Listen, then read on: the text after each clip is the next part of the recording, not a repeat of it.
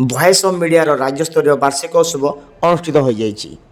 Voice of ମିଡ଼ିଆର ସୁବର୍ଣ୍ଣପୁର ଜିଲ୍ଲା unit ଆଜି ଏକ ବର୍ଣ୍ଣାଢ଼୍ୟ ପରିବେଶ ମଧ୍ୟରେ ଖୋର୍ଦ୍ଧା ଜୟରାଜଗୁରୁ ଭବନ ଟାଉନ୍ ହଲ୍ଠାରେ ଆୟୋଜିତ ହୋଇଥିବା ଭଏସ୍ ଅଫ୍ ମିଡ଼ିଆର ବାର୍ଷିକ ଉତ୍ସବରେ ଯୋଗଦାନ କରିଥିଲେ। ଜାତୀୟ ସଭାପତି ସନ୍ଦୀପ କାଲିଙ୍କ ସହିତ ସାମ୍ବାଦିକମାନଙ୍କ ସୁରକ୍ଷା ଦିଗରେ ନୂତନ ଆଇନ ପ୍ରଣୟନ ପାଇଁ ଅନୁଷ୍ଠାନ ରାଜ୍ୟ ସରକାରଙ୍କ ଉପରେ ବାରମ୍ବାର ଚାପ ପକାଇ ଆସୁଥିବା କହିଥିଲେ ଶ୍ରୀ କାଲେ। ଖୋର୍ଦ୍ଧା ଜୟରାଜଗୁରୁ ଭବନଠାରେ ଆଜି ଓଡ଼ିଶାର 23 ଜିଲ୍ଲାରୁ ଆସିଥିବା ଭଏସ୍ ଅଫ୍ ମିଡ଼ିଆ ଜିଲ୍ଲା ସଭାପତି ସମ୍ପାଦକ ଓ ଶତାଧିକ ସଦସ୍ୟମାନଙ୍କୁ ନେଇ ରାଜ୍ୟସ୍ତରୀୟ ଉତ୍ସବ ସମାରୋହ ପାଳନ କରାଯାଇଥିଲା।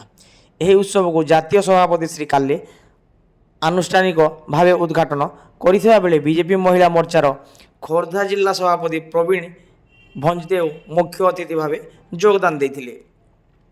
ରାଜ୍ୟ ସଭାପତି ପ୍ରଭାତ ମିଶ୍ରଙ୍କ ପ୍ରତ୍ୟକ୍ଷ ତତ୍ତ୍ୱାବଧାନରେ ଅନୁଷ୍ଠିତ କାର୍ଯ୍ୟକ୍ରମରେ ଅତିଥି ଭାବେ ସୁପ୍ରିମକୋର୍ଟର ଆଇନଜୀବୀ ସଞ୍ଜୀବ ଅଗ୍ରୱାଲ, ଅବସରପ୍ରାପ୍ତ ବିଚାରପତି ସୁରେନ୍ଦ୍ରନାଥ ପାଢ଼ୀ, ନାଇଜରର ପୂର୍ବତନ ରେଜିଷ୍ଟ୍ରାର ଅଭୟ ନାୟକ, ଖୋର୍ଦ୍ଧା ଆଇନ ମହାବିଦ୍ୟାଳୟର ସମ୍ପାଦକ ସୁଧୀର ମାନସିଂହ, ସମାଜସେବୀ ବସନ୍ତ ଦାସ, ଜାତୀୟ ସମ୍ପାଦକ ମହମ୍ମଦ ଇଫତିକାର ଅଲ୍ଲୀ, ରାଜ୍ୟ ସମ୍ପାଦକ ସୁକାନ୍ତ ପରିଡ଼ା ଓ ରାଜ୍ୟ ଉପସଭାପତି ଜିତେନ୍ଦ୍ର ସାହୁ, ପି ବାଲାଜୀ ପାତ୍ର ଯୋଗ ଦେଇଥିବା ବେଳେ ମଞ୍ଚ ପରିଚାଳନା କରିଥିଲେ ଖୋର୍ଦ୍ଧା ଜିଲ୍ଲା ସଭାପତି ତଥା ପରିବେଶବିତ୍ ଧନେଶ୍ୱର ବିଧାର।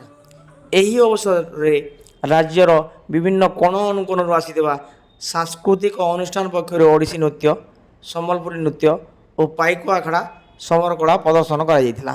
ରାଜ୍ୟର ବିଭିନ୍ନ କ୍ଷେତ୍ରରେ ପାରଦର୍ଶିତା ଲାଭ କରିଥିବା ବହୁ ବ୍ୟକ୍ତି ବିଶେଷଙ୍କୁ ଭଏସ୍ ଅଫ୍ ମିଡ଼ିଆ ପକ୍ଷରୁ ସମ୍ମାନିତ କରାଯାଇଥିଲା।